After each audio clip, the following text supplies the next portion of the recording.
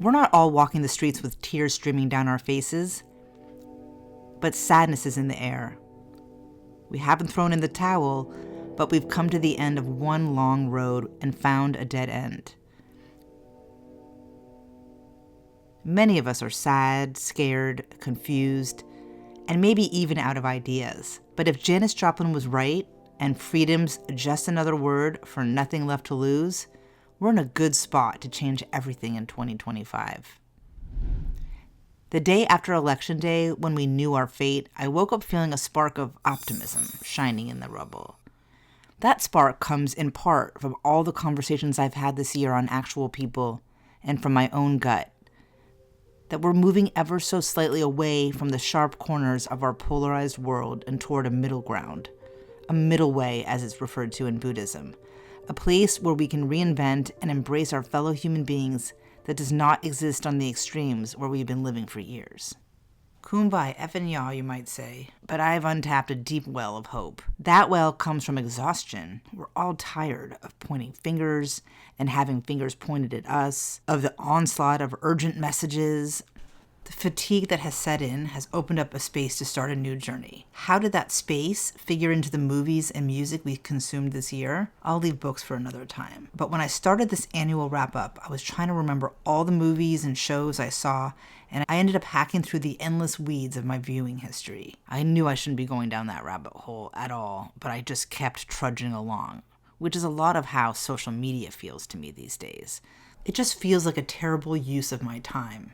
I always have the nagging feeling that I should be doing anything else. And so I asked myself, what did the hundreds of shows I started and stopped amount to in the end, when only a fistful of gems emerged? Just as social media has beat us into cognitive dissonance, which will only accelerate with AI if we don't gather the reins and steer it, drinking from the fire hose of streaming content has had a similar effect to social media. And now many of us are snapping too, and we're looking around and seeing what we've become. The way we have let tech control us needs a rethink pronto. And it's interesting that organically you see people turning away and wresting back that control, especially as we see phenomena like Ivy League freshmen not being able to read whole books anymore, and teens with such fragmented attention that scientists are studying the changes that have taken place in our brain chemistry. And now, in 2025, a new generation is being born, Generation Beta. People are already predicting that in the near future, a swath of the friendships that these kids make will be with AI. In other words, friends that don't exist. Friends that aren't human. What a world we are entering. My first response to this is abject terror, but I imagine it's like the terror that we felt when people first saw airplanes in the sky or could hear sounds coming out of a little machine on a table, which was the radio, or a picture coming across the screen. I'm trying to keep that perspective. But no matter what, we have to go into this with our eyes wide open. 10 years ago, I did some work for one of the major media conglomerates, and part of that work was telling the story of their content acquisition strategy, where they used the term good enough content to talk about the YouTube-style DIY storytelling that they could no longer overlook. Each individual piece might not be worth that much financially to them, but in bulk, with our waning attention spans, it was going to be worth a lot. This was before TikTok perfected the medium of short-form attention retention. It's obviously fantastic that we've democratized the process, but are we creating too much so that the great stuff gets lost and garbage shows cloud our minds and clutter our time? After having written this, my neighbor, who's an editor, told me that there's been a huge amount of layoffs in media, journalism, and in the book industry. I thought I was having a flashback. Wait, didn't that happen last year? I didn't know that there was anybody left to let go of. Then today, I encountered another article talking about the death of literary fiction, the exact area where I've been trying to carve a little corner for myself to exist my entire life. But now I'm reading that literary fiction is being edged out entirely. One of the things that I thought about when looking back at shows is just because it's devastating, deranged, or depraved, aka edgy, it doesn't mean it's good. This gripe figured into the movies and shows that did make my list. Next, I talk about music, where women rule the roost and will do so into the future. So here it is, the best of 2024. Here's that list. Wicked, The movie of the year for me was Wicked. It was entertaining, it was profound, it had dazzling sets and costumes, it was life-affirming. Similar to Barbie the year before, it was pitch perfect. It almost felt like a part two. Where Barbie dismantled and healed us from harmful self-beliefs that were instilled in us through the stereotypes of a doll, Wicked helped us shift perspective and look differently at what is good, what is evil, what is benign, and what is not. With all the shows that use depravity and soullessness as a proxy for authenticity, real bravery and vision comes from being able to tell a story that doesn't seek to be clever by telling us that we're all sick monsters. Producing shock and disgust has become a proxy for true, nuanced insight. Over the last several years, there's been a reframing of women previously demeaned, like Paris Hilton, Pamela Anderson, and so on. Watching Wicked felt like I had done myself a kindness. Number 2, Emelia Perez. Wow, wow, wow. Here is big, bold storytelling from the heart, following no trope and using a most inspired narrative device to talk about identity and self-understanding beyond the showiness of identity politics. Perez evokes an intuitive sense of longing and shows us how that longing gets enmeshed with violence and desperation. It's a story of friendship, loneliness, altruism, alienation, and love, all told without a morsel of moralizing. Next up is Ronny Chieng's new stand-up called Love to Hate It, which is on Netflix right now. If you don't know him, he is one of the correspondents on The Daily Show. He was in Crazy Rich Asians. I was already gunning for Ronny as the next full-time host of The Daily Show. He's hilarious, he's sharp as a tack, and this special only magnifies how very singular his take on politics is as he exposes hypocrisy with compassion. It's a rare lens. This special is a must-see. I'm also halfway through Interior Chinatown on Hulu, which is amazing. Next up is Jamie Foxx, What Had Happened Was. That's the name of his stand-up. I'm a longtime fan of this multi-hyphenate hottie. In addition to being hilarious, Jamie Foxx is a fantastic actor. I remember discovering this side of him watching Collateral, where he plays along Tom Cruise. He can also sing his ass off. He's just got like this voice. It sounds the way a really good men's cologne smells. He is a national treasure, and we all thought he was going to die last year. So this comeback special is beautiful and emotional for how utterly unslick it is. It's more a show of raw humanity and vulnerability than an effort to make us think he's just fine and everything's okay. And I love him for that. Also, his shoes looked goofy with his pants on the special, and for some reason, this makes him even more lovable. Next up, and this is a controversial one, and I guess that's sort of the point, it's Ellen DeGeneres, her comeback stand-up called For Your Approval. Now, full disclosure, Ellen DeGeneres did pet my dog once in a store, and my dog pulled away and went to another customer and totally dissed Ellen DeGeneres. And Ellen looked in my face for this reassurance, and I found that very endearing. But maybe I have it all wrong. Maybe she's a jerk, and she's a bully, and she sucks, and banana peels, all that. But she got up and acted human and became vulnerable and told us she deserves to continue to exist. I'm just done with the polarization of everything and everyone. I wanted to hear what she had to say, and she's fucking funny as hell. I missed her, and I'm glad she's back. And I hope she treats people well and that people treat her well, too. Next on my list is Penelope. It's about a girl who finds herself in the woods, and you wander along with her as she's forest bathing and adapting to nature. It's not real life, and I don't think it even really tries to be. It's a tween movie, I'd say, aimed at like 9-10-year-olds. That's a worthwhile meditation. It kind of feels like a lo-fi track in movie form, and it's what you might need on a rainy Saturday. I found it really calming, soothing, and sweet. Again, really tired of depravity as a device to signal realness. Most people are not living depraved, sick lives. Next up, speaking of sick, depraved lives, Blink Twice. I really loved this movie. And I have to say, I was engaged but not enthralled until the 39.5 mark. 39-minute plus mark. As someone stalled on a book vaguely on the same topic, the line at that timestamp pricked up my ears. The scene is this. They're partying on a secluded island. They're guests of a rich, powerful man and his bros. And there's nothing exactly bad going on, nothing you can put your finger on. Even the suspense music is very sparsely used. It isn't Knives Out, which is awesome. It's not Invitation to a Murder, which I thoroughly enjoyed. But as women who lived in certain cities in our 20s, we all know that feeling of being in a social situation with men and conscious of the fact that we are being played like cards. And that to them, we're not quite people, we're not equals, we're decor or worse. I have limited my time in these situations as I always felt very afraid in them. Because you're inherently not in control when you're in that gilded cage. And these women in this movie are reliant on their hosts to be good people. They're at their mercy. Whether they're good guys or bad guys, they're at their mercy. And that alone is uncomfortable. And they start off feeling very grateful. That's overplayed, this gratitude and this pick-me feeling, like they're in this club. They finally arrived. They've been accepted and they've been seen by these, celebrity males.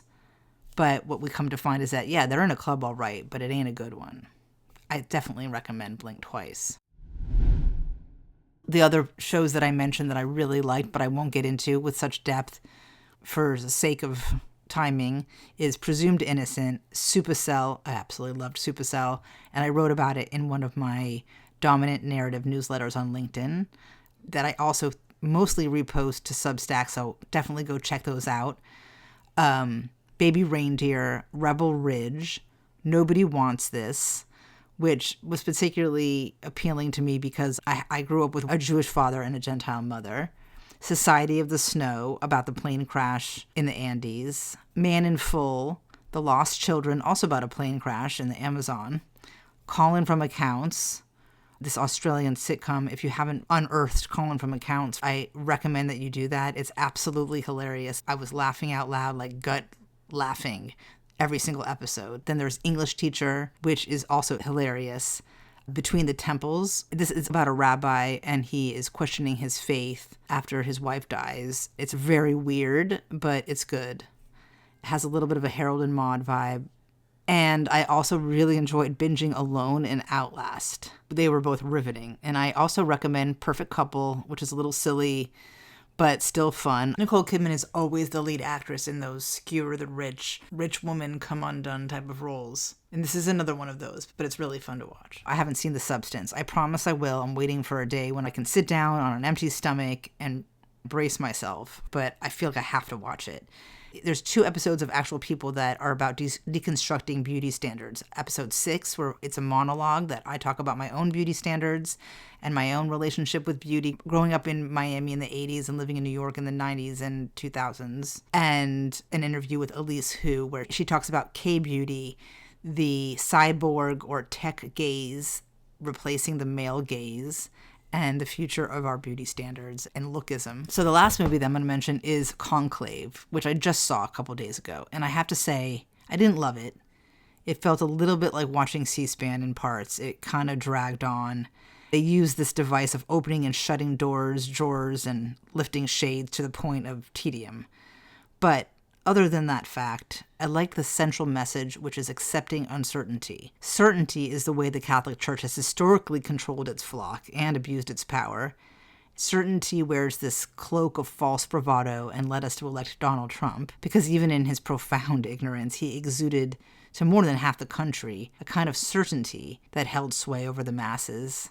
It's the same way Hitler took power. It's the Democrats' vagaries that got us in the end. All despots and demagogues shill certainty, so for examining the evil of certainty alone, Conclave is a major movie this year. Next, I would like to take a moment to celebrate all the women that are creating a huge impact on the music industry. It's indisputable that female voices are crushing it with the freshest, most vibrant music and most wry, delightful lyrics over the past few years, rising to a crescendo in 2024. This is my list of women that I absolutely love in music, starting with Lola Young. Lola Young is the dazzling, quote, mess of South London and makes me remember being 20 with a voyeuristic dread/thrill. And I call her a mess because her latest song is Messy, where she gives herself permission to be messy and cuts her lover off at the knees for saying otherwise. After Lola Young, who I've been listening to for a while now, I'd say in the entire list of women who defined 2024 in music, my very favorite is Sabrina Carpenter.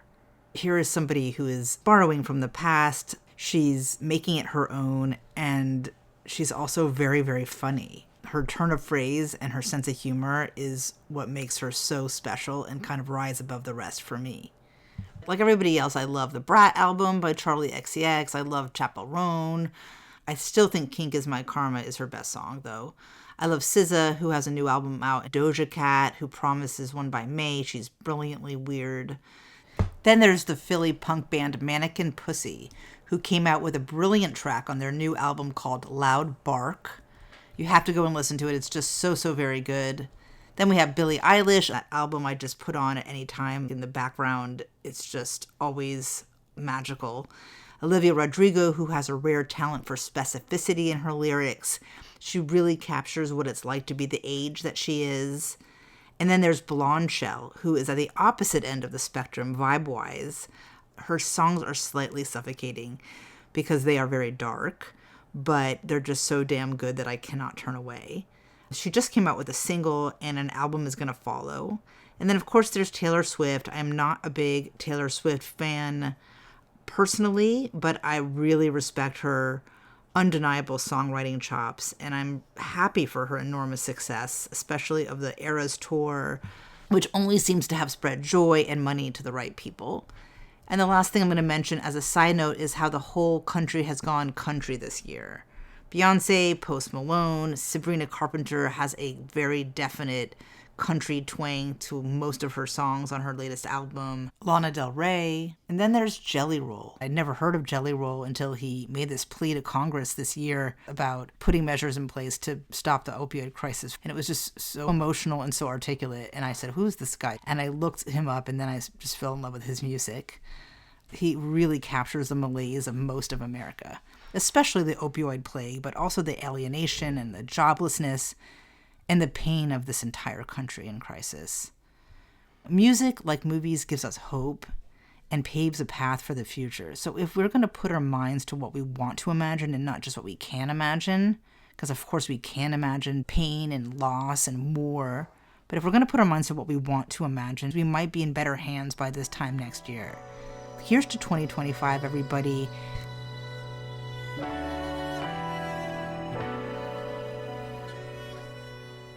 I have to say that I am so proud of what I accomplished in 2024. I launched this podcast. This is our 26th episode. And before this, I had completed, I realized, 25 episodes in 2024. What a nice, neat number to go into 2025 with. I've had amazing guests in fields ranging from psychology and psychoanalysis, writers from television, movies, and advertising, brand strategists, designers, editors, futurists, journalists, publishers. After year one, looking back on all of it, I've come to the conclusion that what this podcast is really about is evolution. How creative people navigate evolutions, big and small, the transitions in their own life, and the major evolution that the whole world is going through right now. I like to highlight people who give themselves permission to change, to alter their path, and to develop things further. This podcast is about examining the cultural moment that we're in, the transition that we're in as a civilization, as a society. It dawned on me that everything I've written in fiction and everything I've focused on in my interviews has been about transitions, big leaps, new chapters.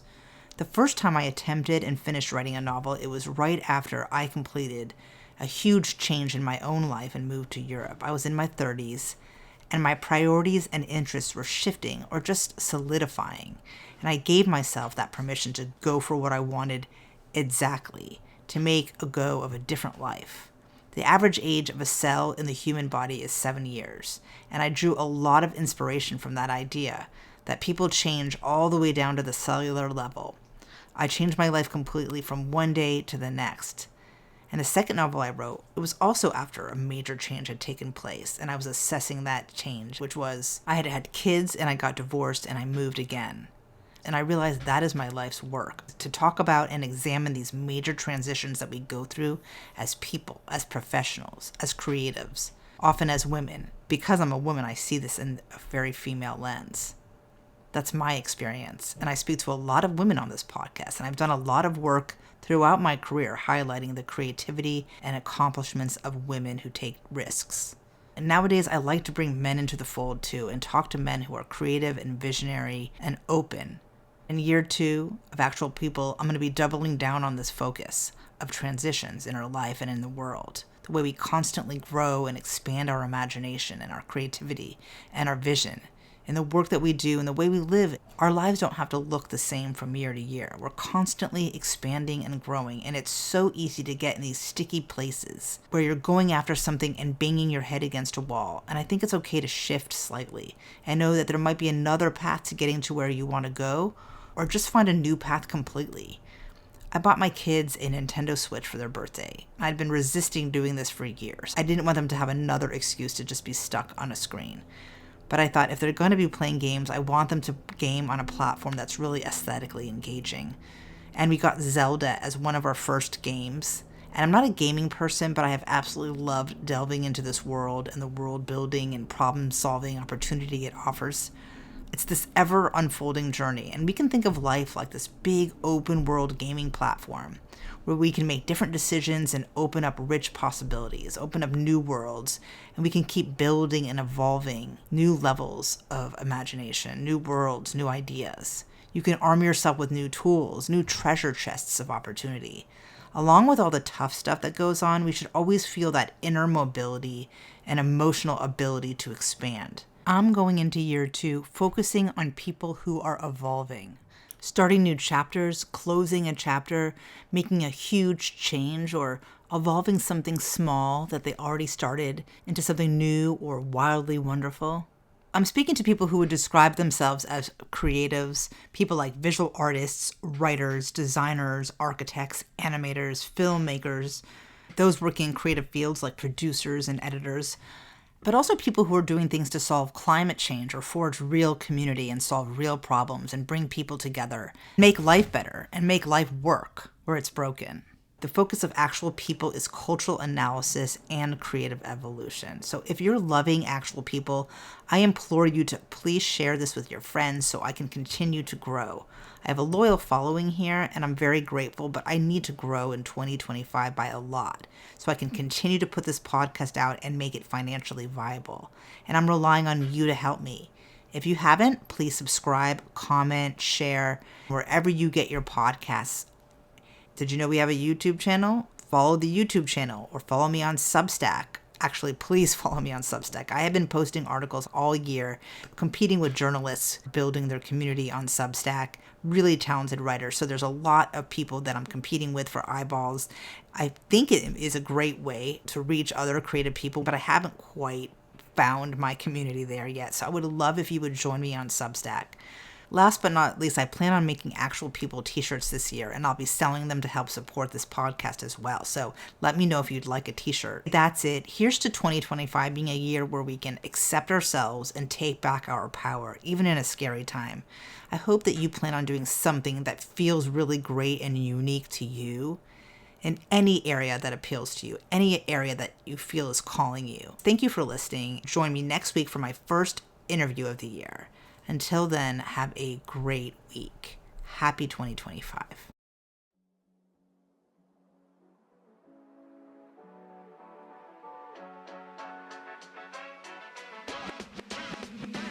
You've been listening to Actual People. This show is written, directed, and executive produced by me, your host, Chauncey Zalkin. Show sound designed by Eric Aaron. Click on the link below to subscribe so you don't miss a single episode. And don't forget to leave a review. I'll be sharing my favorites. You can find our socials and all links to deeper dives into these topics at chaunceyzalkin.com and on my Substack at chaunceyzalkin.substack.com. Actual People is available wherever you get your podcasts.